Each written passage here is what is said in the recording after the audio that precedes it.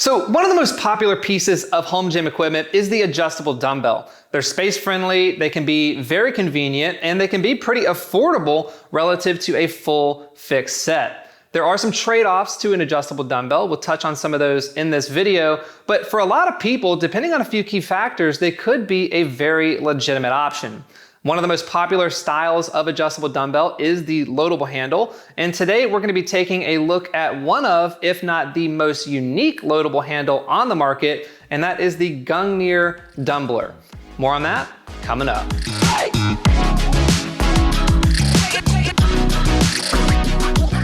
Hey, what's up friends? I'm glad you're here because today is yet another perfect day to talk about gym equipment. Hey guys, my name is Adam with Garage Gym Lab, and if you're new here, this channel is all about testing and reviewing gym equipment, building the home gym community, and providing inspiration to anybody out there who's looking to build their dream gym. So if that's something you're into, I definitely encourage you to subscribe. That way you can stay up to date with all the weekly content. So when it comes to an adjustable dumbbell, there are several things to consider. I touched on this in my video of the NÜOBELLs, which I'll link down below, but to summarize, there are a few important trade-offs to keep in mind when selecting the best style of adjustable dumbbell for you.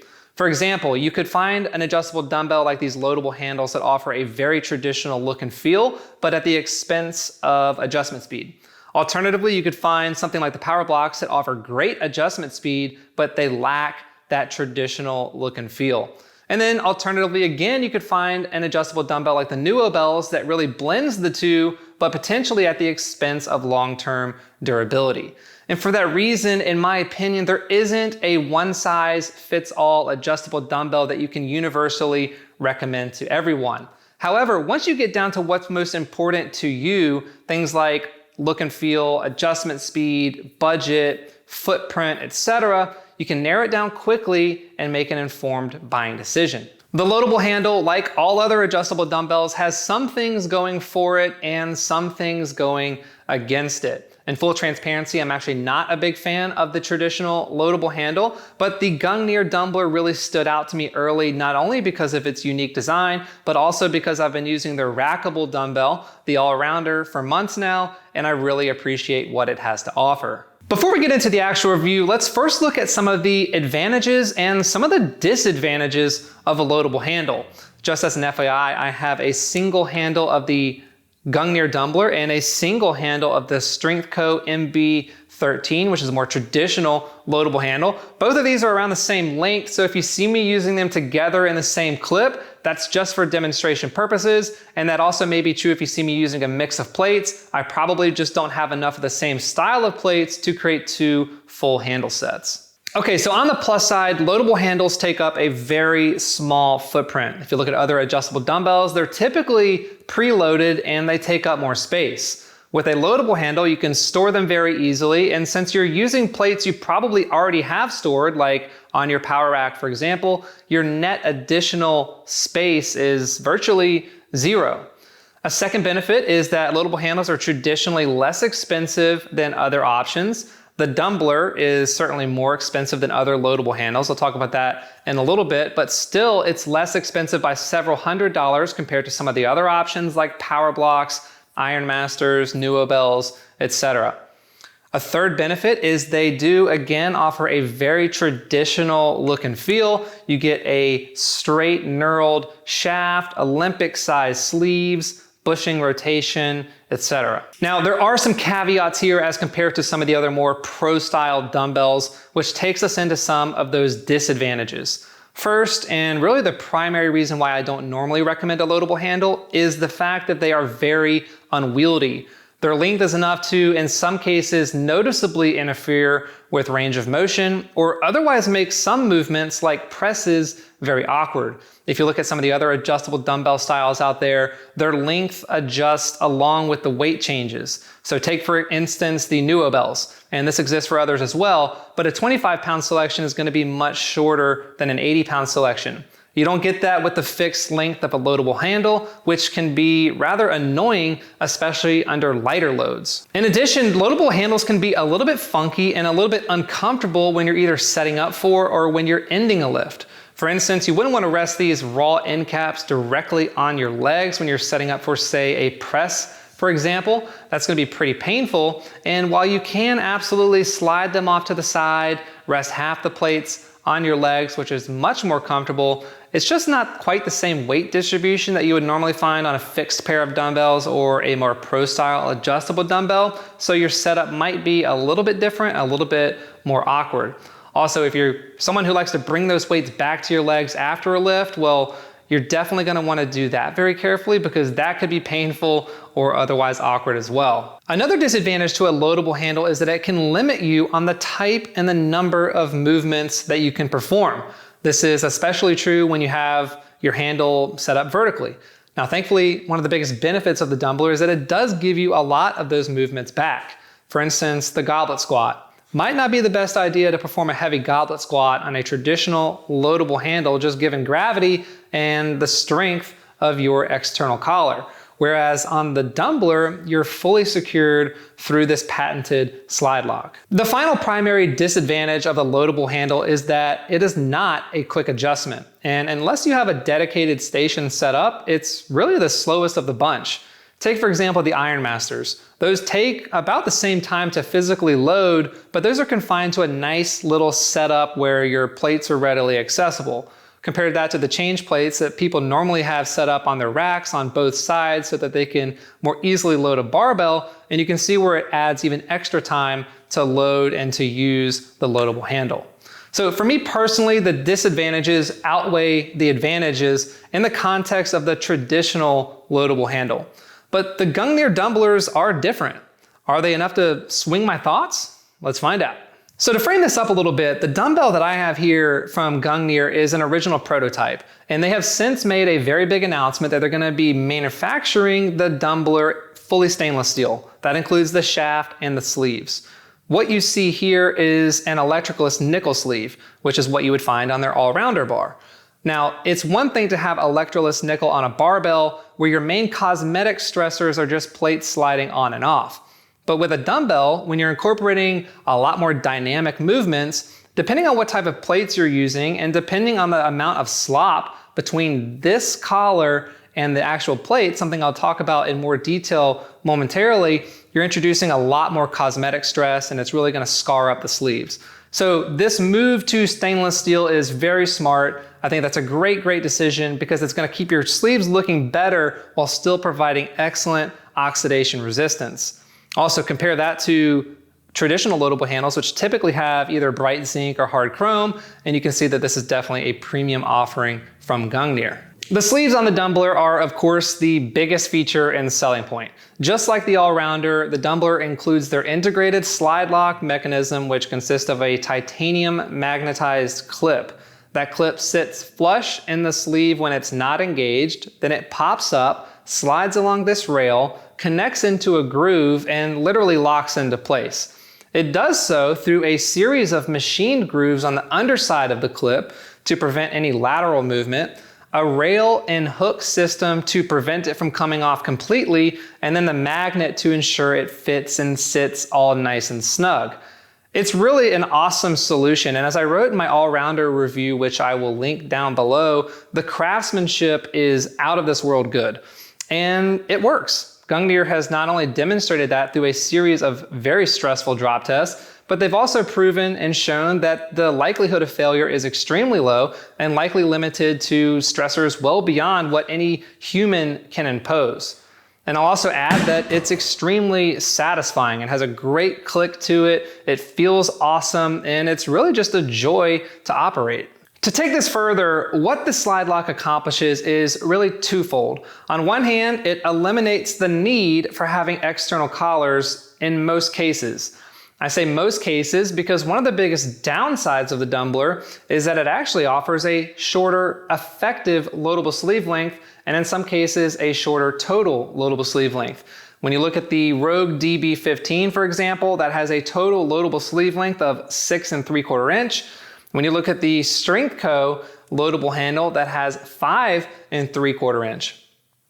Technically, the Dumbler has a total loadable sleeve length of 6 1/4 inch, which sits right in between the two. However, based on where this clip is able to first lock, you're only getting an effective loadable sleeve length of 4¼ inch. So you're essentially losing a rather meaningful 2 inches of loadable sleeve length. That said, it's not all bad, and here's why. When an escalator isn't moving, it magically becomes a staircase. And when the SlideLock is not engaged, this magically becomes a normal barbell sleeve. So in that sense, you can load it heavier and then incorporate an external collar to prevent the plates from sliding off. Now, depending on how you use it and how you view it, this may or may not be a deal breaker for you. After all, you're probably going to be buying the Dumbler for the SlideLock. So that's just something to consider. In terms of how much weight this actually translates to, that's really going to depend on what plates you're using. If you look at, for instance, the Rogue change plates, I can get about 80 pounds on there with the SlideLock engaged. With it disengaged and with an external collar, I can get to about 100 pounds. And that's going to be true for most plates. Technically, these handles are capable of handling more weight, but again, it's going to be limited to the width of your plates. Now, one of the questions I've been getting asked is, do the Rogue dumbbell bumpers work on the Dumbler? Anything above 25 pounds is not going to work with the SlideLock engaged. But because those plates have a slight recess in their collar, which allows it to sit in a little bit tighter, you can and you should be able to load them on here with an external collar, depending again on the width of whatever collar you're using.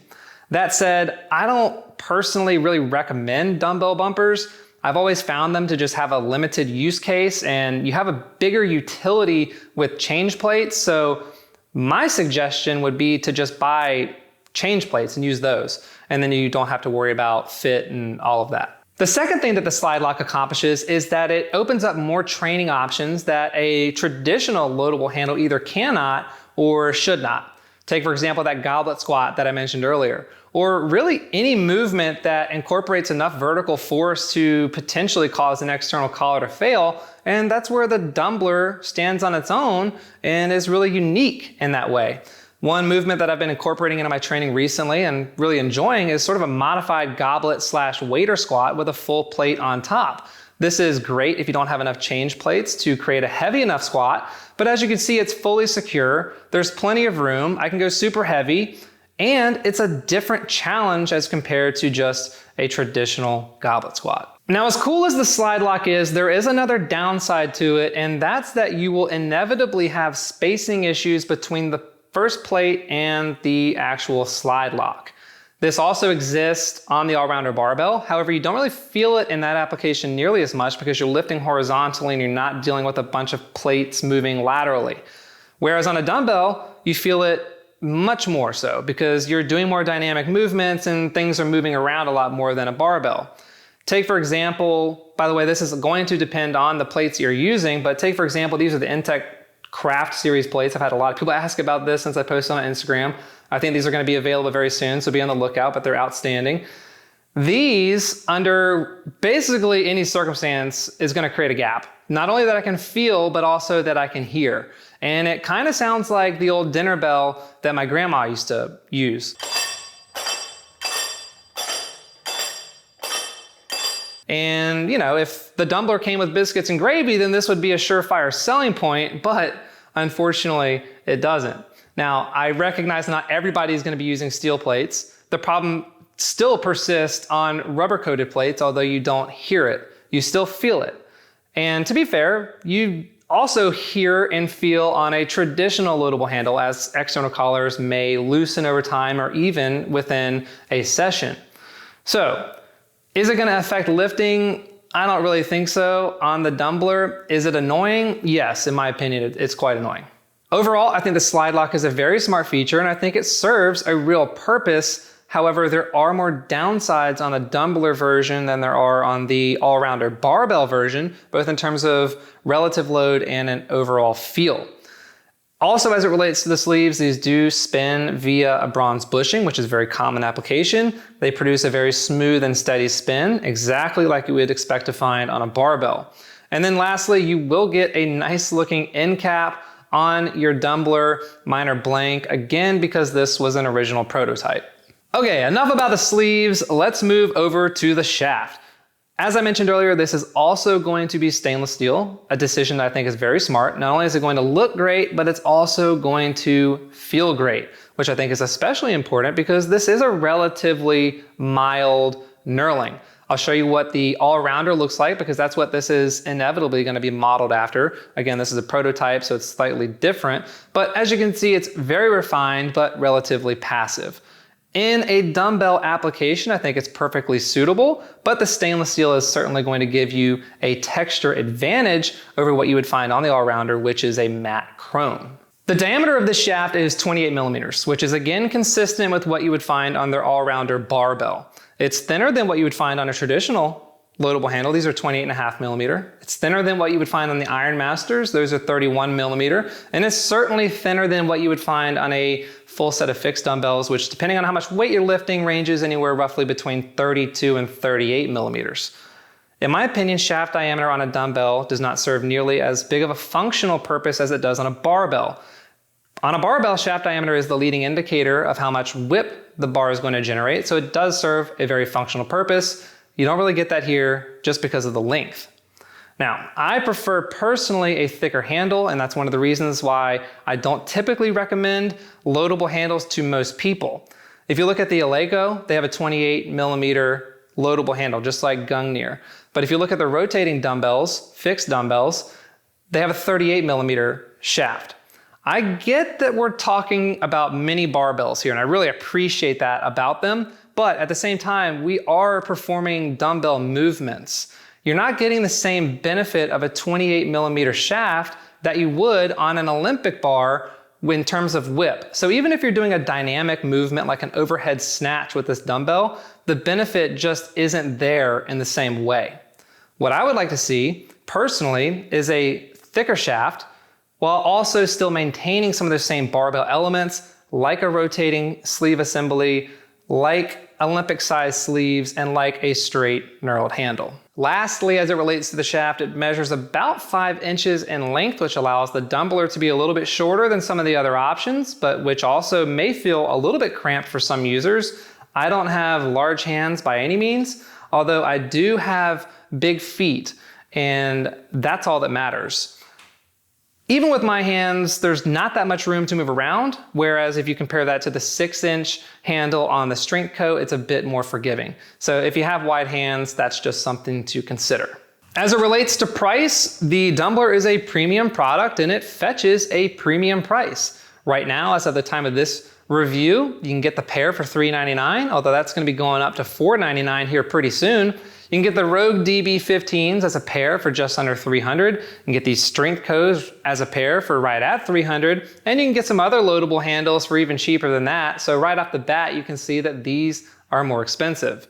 Now, technically, you don't have to buy external collars with these, although we would all benefit from external collars in our gyms anyway. I think most people at least have one pair. Technically, you do need 2 pairs if you get a pair. I know there's a lot of pairs of traditional loadable handles, so that could add about $40 to $50 on top of these. However, the Dumblers are still going to be more expensive.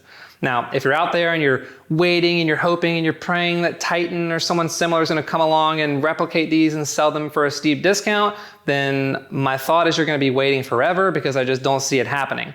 I'll eat my words if that's not the case, but this is very sophisticated machining. This took a lot of time and a lot of investment to be able to produce, and I just don't see another company coming out and replicating that, let alone the legality of the patents and things like that. So, with all that said, is it worth the price? Well, I think at the end of the day, it largely depends on who the user is, just as that's the case with really any product.